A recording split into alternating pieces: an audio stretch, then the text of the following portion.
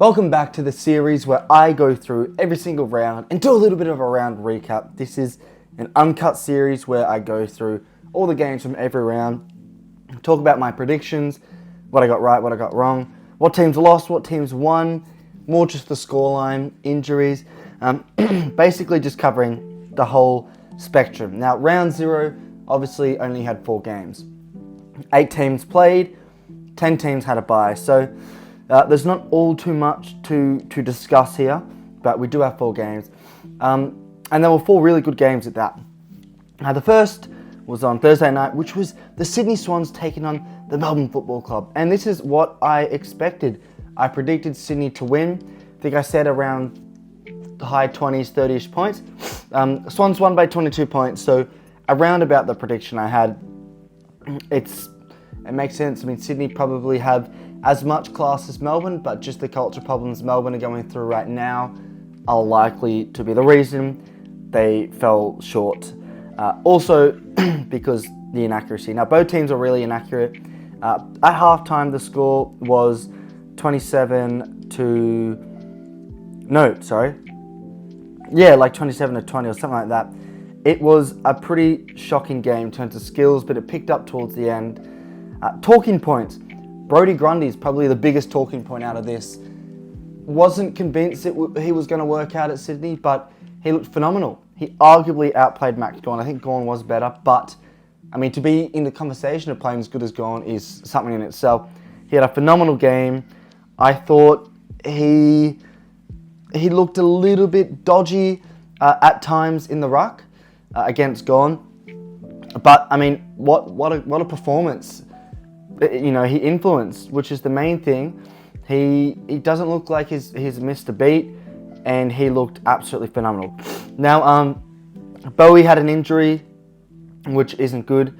A lot of injuries this week. When we get onto the Brisbane game, we're talking about 2 ACLs, but we'll get onto that in a second.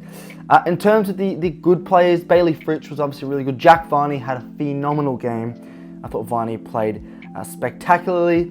Oliver was all right in his first actual AFL game since all the drama. And then, like I said, Heaney was really good.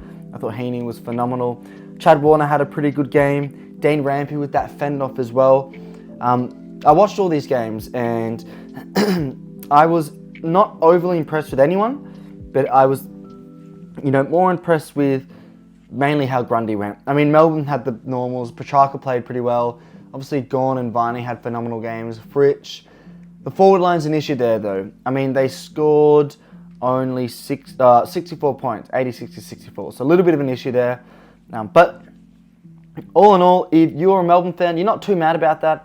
It was played away from home, so you can't really expect too much of a result there. But the next game is where we get hot and spicy. I mean, this looked like a boring game. I was watching this thinking, I mean, this is just boring. I think I predicted Brisbane to win by about 30-odd points as well. And it was looking like it would be more. Brisbane were dominant. They had Carlton looking hopeless. And they went up at halftime by around, how many points? 30, just over 30 points at halftime. And keep that in mind, Carlton kicked the last 2 goals the second half. So they were over 40 points ahead, nearly 50 points ahead. But Carlton, thanks to their accuracy, I mean, 2 goals in the first quarter, 0 points. By the end of the game, they'd kicked 13 goals, 8. That accuracy is why they clawed back. That third quarter was an onslaught. And then from then, halfway through the third quarter, when Carlton took back the lead, it was goal to Brisbane, goal to Carlton. Goal to Brisbane, goal to Carlton. Goal to Brisbane, goal to Carlton. And that was it. So back and forth. A lot of these games were momentum. The Collingwood GWS, but the Richmond Gold Coast was momentum. But this one as well, Brisbane had momentum. Carlton called it back. And the last sort of 30% of the game was a little bit like that. No one really had momentum. But Harry Mackay kicking the winning goal. He played really well alongside Kerno. Obviously, Kerno 4 goals, Mackay 3 goals. He silenced the doubters. He did have some dodgy set shot moments, but when it matters, he slotted that goal to put them in front at the death, and he deserves all the credit. Now, The sad talking point about this game, obviously, like, it was a phenomenal game of football, high skills, high stakes, but Doherty, I mean, massive win for Carlton, but they've just lost Doherty to the season with an ACL, who is one of their best players and a leader, one of their big leaders. Kidney Coleman also did his ACL for Brisbane. So that's 2 players, and Kidney Coleman was going to have a massive year. I mean, I reckon, he had that potential to break into the All-Australian 40 type of year, maybe not the final squad, but really unfortunate for both those players.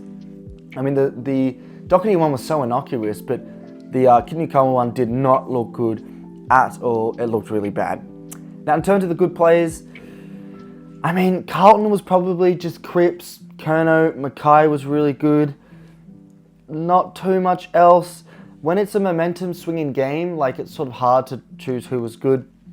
Neil was good, Zorko was pretty good, slot in a couple goals. Cameron was alright. I thought Danaher had a really weird game, quite bizarre game.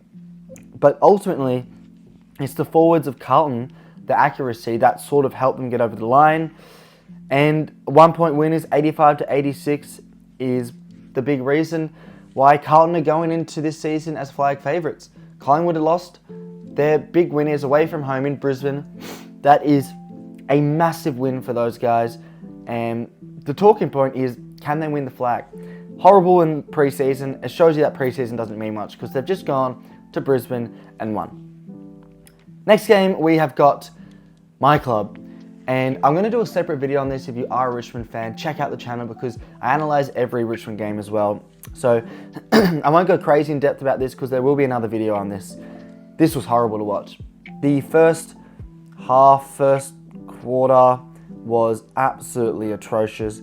We looked horrific. I'm looking at the score worm here and it is just awful. We kicked the first goal and I believe Gold Coast kick 1, 2, 3, 4, 5, 6, 7, 8, 9, 10, 11 goals in a row. Gold Coast kicked, unanswered by Richmond. So, embarrassing, honestly embarrassing. And we looked so poor. Our defence looked hopeless. We looked wide open. Our defenders were getting caught out the back. Our midfielders looked hopeless. They looked slow. They weren't tracking their men. Matt Rao was dominating inside. Outside, Anderson and Miller were dominating. We looked hopeless. Our forwards looked useless. Kaczynski wasn't leading well. Kicks weren't hitting targets. No pressure was applied. It was indictment on our club. And it's the worst I've seen my club play football for a long time. We looked so devoid of answers. Our leaders weren't standing up. Our experienced players weren't standing up. Mainly because we had so many youngsters. So what are they meant to do? They don't know what to do in those situations. We did not handle the momentum correctly. We crumbled, and albeit that third quarter, we kicked like 7 goals straight, where we clawed the lead back to around sort of high 20s, low 30s. It was still not enough, and ultimately the game fizzled out, a bit like Carlton and Brisbane after the momentum swing, the game fizzles out. A bit like that. So if we just had a bit more experience and if we were just a little bit better coached, we could have stopped those 11 goals, maybe brought it down to 7 or so, and it would have been a closer game. I'm not too mad about the defeat in isolation, purely because you're away from home and you're playing a team that had our old coach. Dimmer knows Richmond. He knows us. He knows our players. He knows our secrets. He had to win this game. I mean, it would be embarrassing if Damien Hardwick, against his old side who looked hopeless, lost this game. So I thought they were always going to win. Although there was that glimmer of hope when we kicked those 7 goals straight. Where, honestly, I thought it was mainly our midfielders who were carrying. Noah Bolter had an absolute massive game. He was Mr. Influential for Richmond. Alongside, I thought, Dan Rioli. Those two were the ones who influenced when it matters and sort of made our team good. Now, like I said, Richmond defenders were hopeless. Ben King kicking 5 goals is disgusting. Roses kicking 3 goals, Lukosius 3 goals. They were all phenomenal. Bolter kicking 3, I thought Hopper had a good game. Unfortunately, it was Matty Rao who destroyed us. Matty Rao is an absolute fucking beast. And he looked like he's hitting that form that he did at the start of his career before that shoulder injury.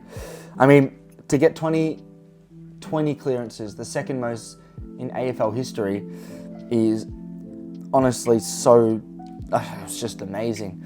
I thought he was by far the best player in the game, and he absolutely dominated. 3 votes to him. Ben King probably gets a couple of votes. All in all, even though Richmond were accurate on the scoreboard, we didn't play well. 60-99. I thought Gold Coast would win, so far all my tips... Sorry, I tipped Brisbane to beat Carlton, so I did get one wrong, but I got the rest right. I thought Gold Coast would win by about 4 or 5 points, I'm pretty sure. 6, 7. But they won by 39 points, which is very disappointing. Now for the last game, who I did predict GWS to win this game, and I didn't think it was going to go this way. They won 114-82, high scoring game. I think ultimately, I thought it was a much closer game than the scoreboard says. The Giants got out to a 40-odd point lead at one point. The Giants kicked 18 goals, 6, very accurate, 24 scoring shots. Collingwood kicked 11 goals, 16, 27 scoring shots. So they had more scoring shots. That inaccuracy in front of goal absolutely killed Collingwood. Probably the third quarter is what did them. The Giants kicked, how many goals? 1, 2, 3, 4 goals in the third quarter to Collingwood's nothing. Premiership quarter, they absolutely took them by storm. I thought Tom Green was phenomenal. I thought Dacos had an alright game despite getting all the touches.